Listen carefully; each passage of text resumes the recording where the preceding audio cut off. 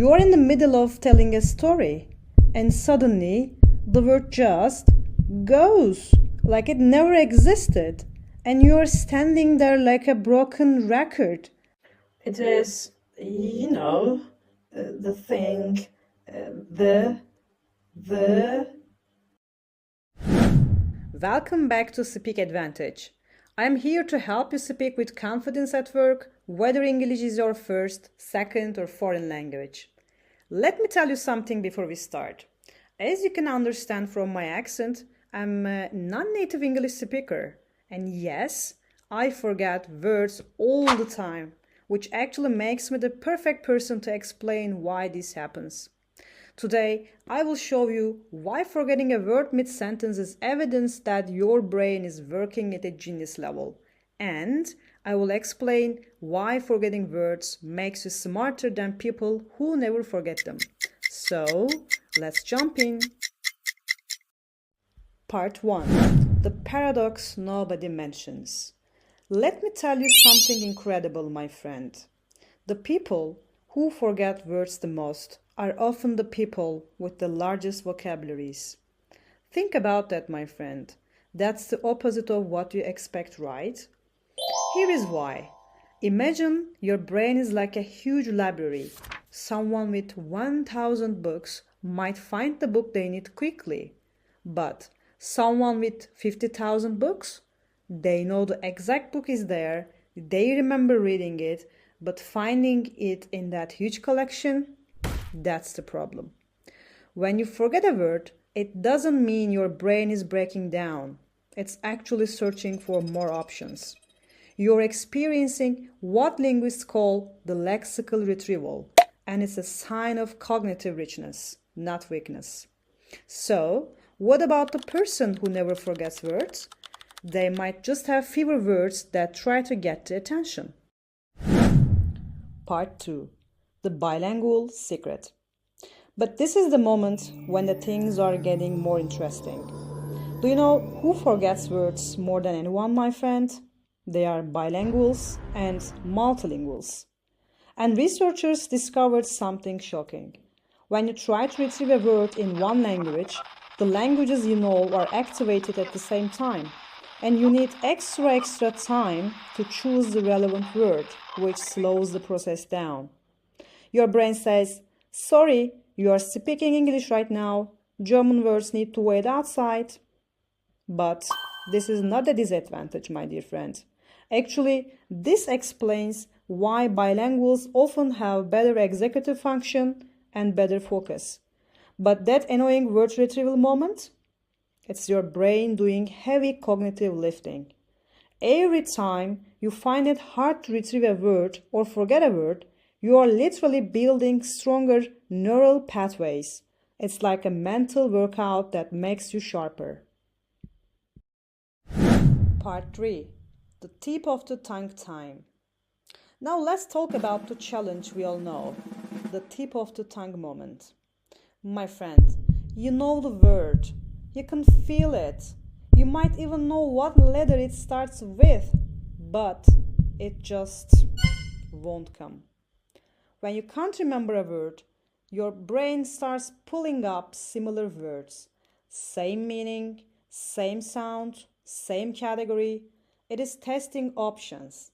Even the wrong words pop up. They are making your memory stronger.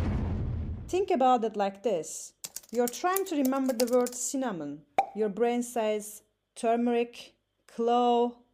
Each wrong attempt is actually strengthening the neural network around that concept.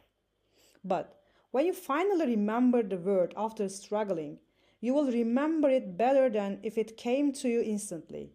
The struggle is the learning.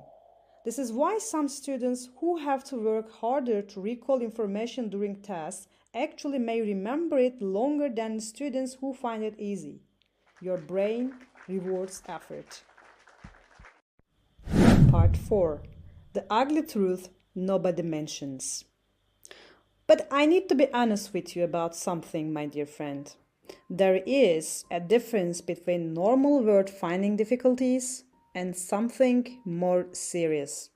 So, normal word forgetting happens with specific, less common words. And you remember it later or when you stop trying. It happens occasionally, not constantly. And it doesn't affect your daily life. So I must talk about warning signs.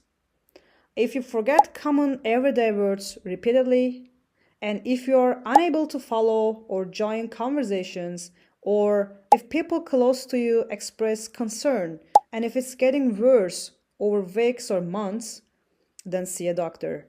Early intervention matters. But for 98% of you watching this, your word forgetting is probably completely normal, often beneficial. Part 5. The immediate remedy that helps. Alright, so what should you actually do when you forget a word mid-sentence, my friend? Here is the reality that you can't guess. Stop trying to remember it. The harder you consciously try to remember a forgotten word, the more you block it. It's like trying to fall asleep, the effort prevents the result.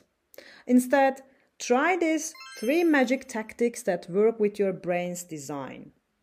Number 1, the alphabet trick. Quickly run through letters A, B, C. When you hit the right starting letter, the word often jumps out. Why? Because you are giving your brain a scaffold to climb. Number 2, the description strategy. Just describe what you mean. Your conversation partner might say the word, or the act of describing it creates a new neural paths to the memory. Either way, you win. And number 3, the context trick. If you can't remember a word, remember where you last used it. Were you at home? Work? Talking to a specific person? Context is a powerful memory key.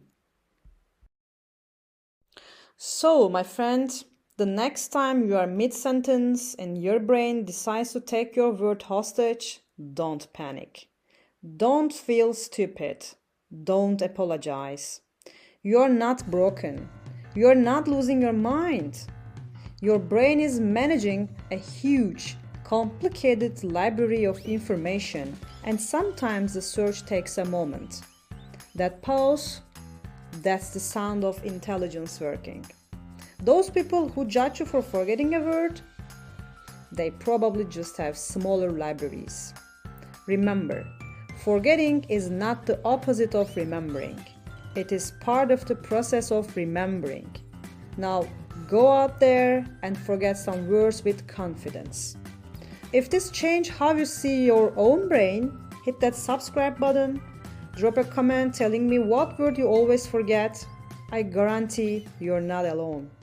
See you in the next one. Take care, my friend.